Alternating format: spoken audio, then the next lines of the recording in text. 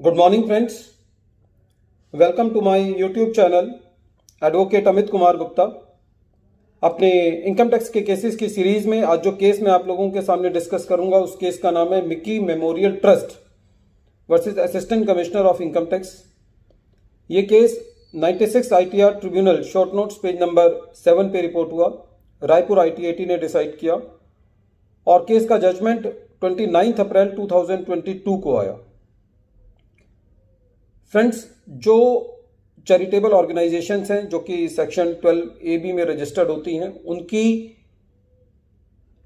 जो कंप्यूटेशन है काफ़ी टिपिकल होती है। उसके अंदर हमेशा से बहुत सारे इश्यूज रहते हैं। ऐसा ही एक इशू ट्रिब्यूनल के सामने इस केस में आया। चैरिटेबल ऑर्गेनाइजेशंस जो कि 12AB के अंदर रजिस्टर होती हैं, उनके अंदर एक ये इशू हमेशा डिस्प्यूटेड रहा है कि जब फिक्स्ड एसेट्स खरीदे जाते हैं तो हम फिक्स्ड एसेट्स को एज एन एप्लीकेशन जो है वो ट्रीट कर सकते हैं as an application of income. बहुत सारे डिसाइडेड केसेस ऐसे हैं जहां पे एक बार एप्लीकेशन ट्रीट होने के बाद नेक्स्ट ईयर के अंदर भी असेसी जो है वो उन पर डेप्रिसिएशन क्लेम कर रहा था और डेप्रिसिएशन भी एज ए एप्लीकेशन मानी जा रही थी।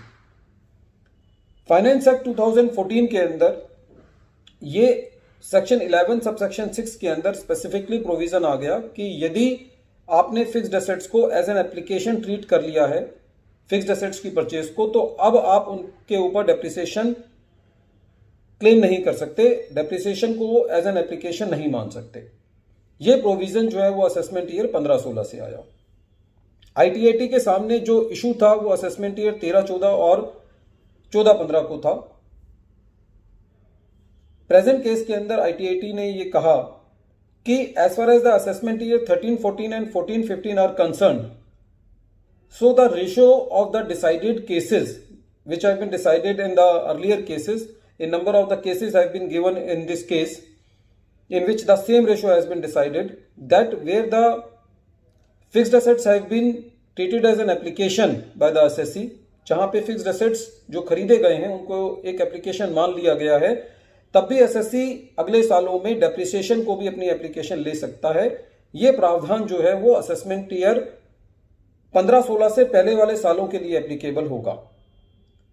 और जो चेंज लाया गया सेक्शन 11 सबसेक्शन 6 को इंट्रोड्यूस करके, वो असेसमेंट ईयर 15-16 से एप्लीकेबल होगा और वो प्रोविजन जो है वो प्रोस्पेक्टिव होगा, रेट्रोस्पेक्टिव नहीं होगा। तो friends, in this case it was decided by Raipur ITAT that section 11 subsection 6 is applicable from the assessment year 15-16। ये प्रावधान जो है वो असेसमेंट ईयर 15-16 से माना जाएगा, ये पिछले सालों के लिए एप्लीकेबल नहीं होगा, क्योंकि इस केस में जो एसएससी का मैटर था वो असेसमेंट ईयर 13-14 से रिलेटेड था और असेसमेंट ईयर 14-15 से रिलेटेड था। तो ITAT ने ये कहा कि उन 2 सालों के अंदर असेसी जो है वो डेप्रिसिएशन को भी as an application of asset जो है as an application of income जो है ट्रीट कर सकता है। हालांकि जब असेसी ने ये एसेट्स खरीदे थे उनको पूरी की पूरी परचेज वैल्यू को भी एप्लीकेशन ट्रीट कर लिया था। तो हालांकि ये डबल एप्लीकेशन है, एक तरीके से डबल डिडक्शन है, फिर भी जो है वो कोर्ट्स ने पिछले सालों में ऐसा अलाउ किया है। इसी चीज को अवॉइड करने के लिए सेक्शन 11 सबसेक्शन 6 जो है वो कानून में लाया गया था कि एसएससी को ये डबल बेनिफिट ना हो।